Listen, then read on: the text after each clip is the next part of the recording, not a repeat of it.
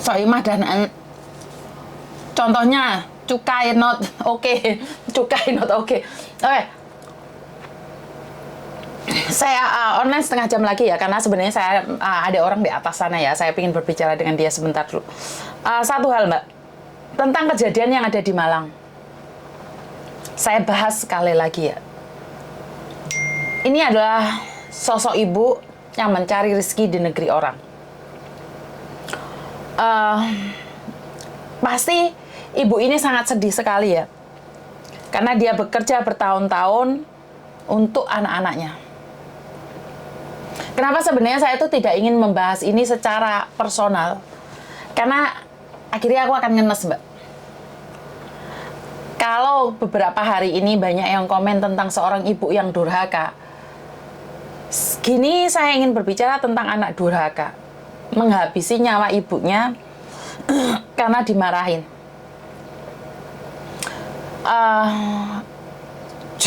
Jujur sebenarnya gak pengen ngomong aku Mbak. Banyak yang ingin menanyakan, karena ini terus aku merasa kecewa sekali. Apa yang kita dapatkan terasa sia-sia ya.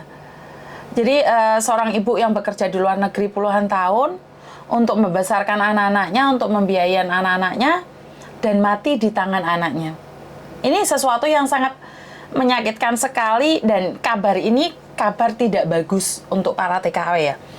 Karena tepakno pada dirimu sendiri Mbak, buat kalian yang sudah punya anak saat ini. Kita bekerja susah payah di luar negeri, uang kita kirimkan semua pada anak, dan anak nggak dadek no. Apakah anak ini nggak bagus? Anak ini menurut tetangga sangat baik loh. Cuman dia malas bekerja, dia tidak ingin bekerja. Kenapa? Karena sudah kebiasaan dapat uang dari ibu Nah, posisi ibu mulai mungkin ya, ini praduga tak bersalah ya. Maksudnya kemungkinan saja, anggap saya ngoceh dan salah. Bu mulai duwe wis entek kabeh. Otomatis kan Bu nesu, ngamuk, ge anake dikongkon ngene gak gelem, kongkon ngono gak ono. Le jukokno iki le terne aku nggone Pak Paijo, le terne aku nggone Pak Parno, nggone Pak Porno, nggone Pak Imam, nggone Pak sapa anake gak gelem. Otomatis kan sebagai seorang ibu yang baru pulang dari luar negeri, kan yo nesu ngomel-ngomel. Bener nggak sih? Kita aja. Ojo bahas anak mis, kangen anak iki, tapi fase menjauh sementara. Ini adalah pelajaran, Mbak. Ini pelajaran yang harus kita petik, pelajaran yang harus kita pahami, bahwa kita tidak boleh memanjakan anak-anak kita keterlaluan. Saat kita memanjakan anak-anak kita keterlaluan dan dia tidak mau bekerja, lek kita sakit, lek wes kita tua, siapa yang akan menjaga kita? Ini yang sempat saya selalu singgung berkali-kali ya. Tonggoku kui mis, iya kan, bener nggak? Koreksi saya kalau saya salah. Jadi jangan memanjakan. Saya tahu kalian itu cari uang buat anak biar anak nggak menderita. Tapi kalau anak sudah di umur 20, apalagi sudah menikah, losno Mbak, kon nyambut gawe, gak mangan jarno. Iya, yang saya tahu anaknya baik, cuman karena dia diomelin terus. Dia anaknya baik, cuman malas bekerja, cuman itu aja. Berarti karena kalau kita malas bekerja, kita tidak membahas kasus ini ya. Kita tidak membahas kasus ini. Kita membahas diri kita sendiri aja. Karena kita terlalu memanjakan anak. Anak ewe dewe dibentak, didik kan ngamuk toh. Ngamuk balik sama kita. Remaja sekarang kan kayak gitu. Saya tidak ngomong kalian ya, Meme. Karena Meme dari kecil mungkin sudah terbiasa hidup menengah ya. Bukan menengah ke atas, menengah sebenarnya Meme itu. Saat disemantanin sama makku, ki nesu Mbak. Nesu. Tapi karena Meme gimana pun cucunya orang Madura, dinesoni, diajar malahan. Dari kecil wes diajar Meme ku. Jadi kalau sayang ya sayang. Ibu saya punya satu prinsip. Salah digepui, nakal digepui, loro ke rumah sakit, mati dikubur. Ini prinsip ibu saya. Nek kamu sudah tidak ada di rel mereka, di rel orang tua iki gak enek sing kepingin anake gak dadi, gak enek wong tua iki kepingin anake rusak, gak ada di dunia ini kecuali ibu sing segling. Kalau ibu masih normal, dia tidak akan mengizinkan anaknya nakal, tidak mengizinkan anaknya gak jelas, gak mengizinkan anaknya dadi maling, dadi lonte, gak ada orang tua yang punya naluri itu menginginkan anaknya segling. Karena itu Meme itu anak manja, dia dibully, dia pikirannya ingin berontak. Dia itu pengen berontak. Tapi sama ibuku digebukin tenanan loh, Mbak. Aku sampai ngomong, saya tuh membela wong anakku ya, Mbak ya. Bapak ayo ngomong, arek sakmono digebuki. Tapi ibuku saya sudah ngomong, iya, lek anakmu ngluyur mulai bengi jam 10 bengi arek wedok, gak digepuki, sok ben dadi apa? Saiki jek cilik wis wani ndek wong tuwek, apa meneh lek wis gedhi. Wah, itu prinsip ibu saya. Loro tak gowo ndek rumah sakit, nakal tak gepuki. Mati tak kubur. Kenapa? Sekarang aja belum iso golek duit nakale kaya ngene, meneh lek duwe duit apa gak didek. Ibu saya sampai sekarang itu sama kedua adik saya selalu ngomong apa?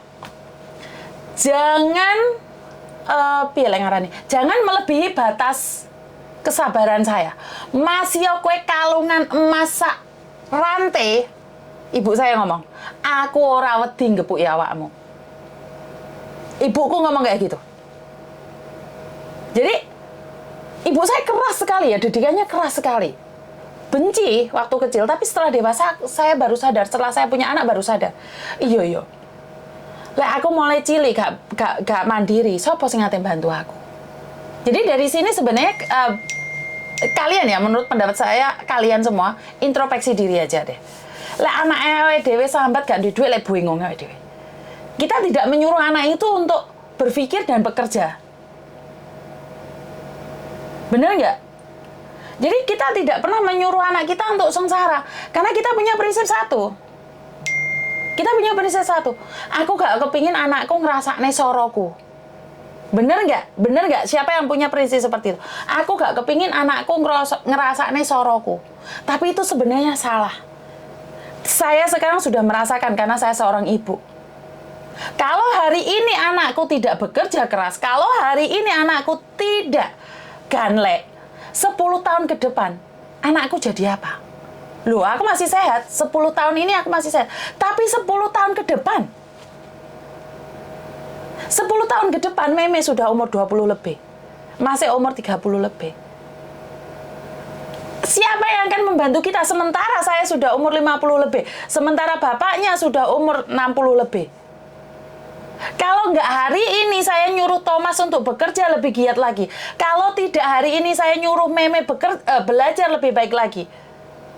Terus siapa yang 10 tahun ke depan?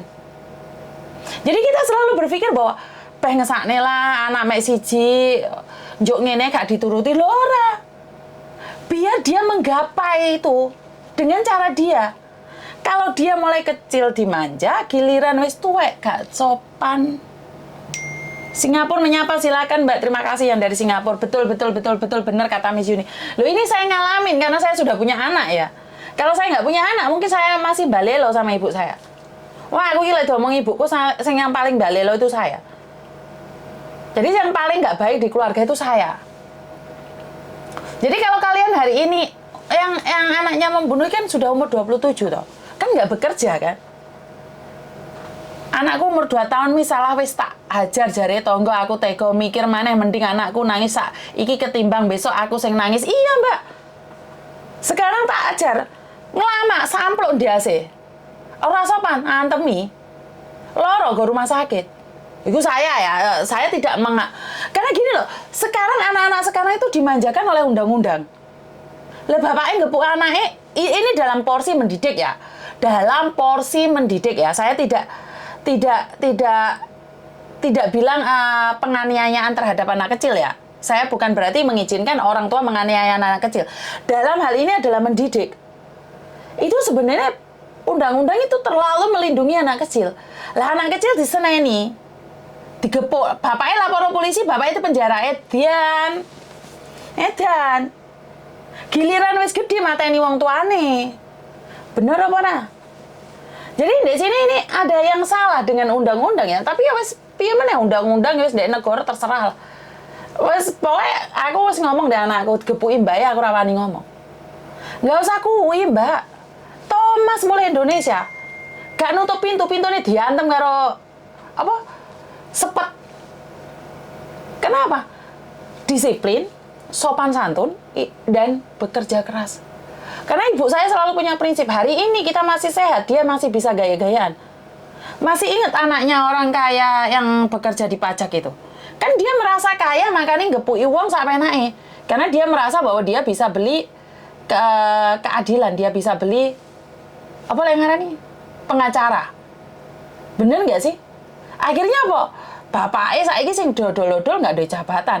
Giliran bapaknya wis gak ada apa-apa, melisek tuh gak ada suaranya tuh saiki.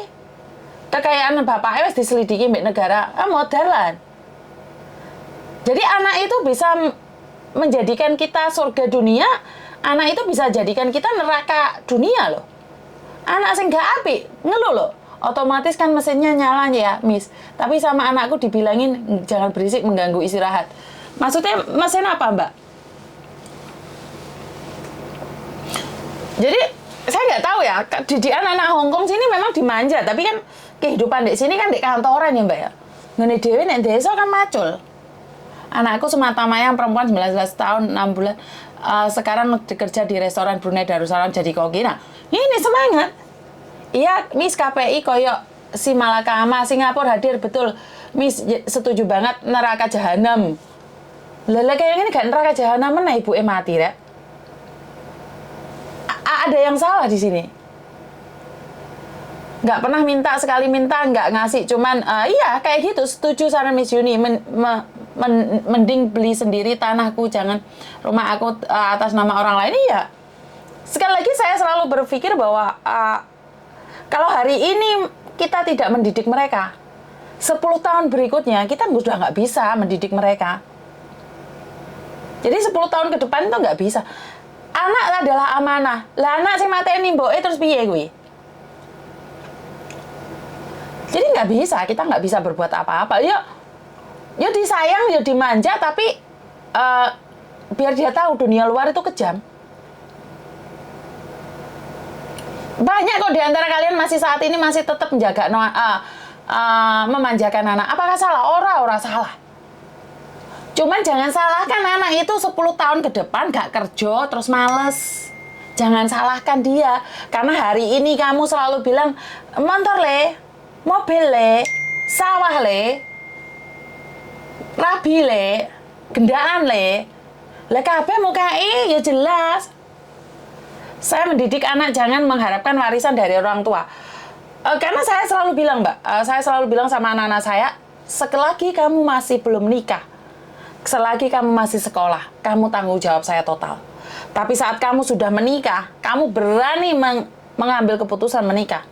Apa yang aku berikan padamu tak cukup. Tak cukup. Kuwi donya aku sing golek aku enak ae klemah-klemah karo bojomu. Ya ora. Kuwi enak klemah-klemah karo bojomu, aku melet-melet. Olah ora. Aku pingin mbek bojoku lek wis tuwa nyantai kok. Anakku umur 19 tahun telepon enggak tak angkat sampai rumah digebuki bapakku. Iya. Jadi buat teman-teman, nanti siang kita live bareng sama Pak Surya dan teman-teman yang lainnya. Jam 5 kene ya lek gak molor ya. Pokoknya gak molor ya, karena Indonesia kadang-kadang molor, kadang-kadang medet ya. Jadi berserta saksi-saksinya dan menandatangani di atas materi biar bisa dilimpahkan pada Pak Martin. Bantu doa karena memang delik perkaranya tidak gampang, ini sangat berat sekali. Saya mohon doanya sekali lagi ya. Jadi apa yang terjadi hari ini itu karena doa kalian semua. Dan berkat Tuhan mengalir atas hidup kita semua. Jono masa tua aku ya harus dihiling. Nah. Jadi buat teman-teman di luar sana, bantu doa karena sebenarnya ada sedikit berita duka di balik kasus ini. Cuman sekarang saya tidak bisa mengupdate karena saya tidak boleh mengupdate dari mulut saya sendiri.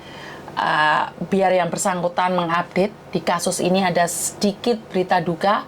Saya tidak tahu ini berita duka atau berita senang, tapi karena saya tidak boleh menyampaikan dari mulut saya sendiri, biarkan yang bersangkutan yang menyampaikan.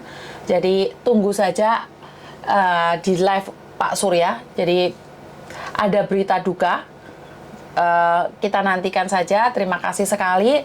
Saya sangat appreciate sekali dengan kalian semua karena ya innalillahi wa inna ilaihi raji'un, memang berita duka sesuatu yang kurang baik, Mbak. Jadi bantu doa aja. Saya nggak bisa ngomong sebenarnya. Kadang-kadang saya kelihatannya tegar, sebenarnya saya nangis. Saya sebenarnya nangis, mungkin kadang-kadang tegar. Jadi kalian tunggu aja di live-nya Pak Surya jam 5. Jadi buat teman-teman yang ingin share YouTube dan Facebook saya ucapkan banyak-banyak terima kasih. Kita akan melangkah lebih baik lagi. Jika ada yang salah di diri saya minta maaf.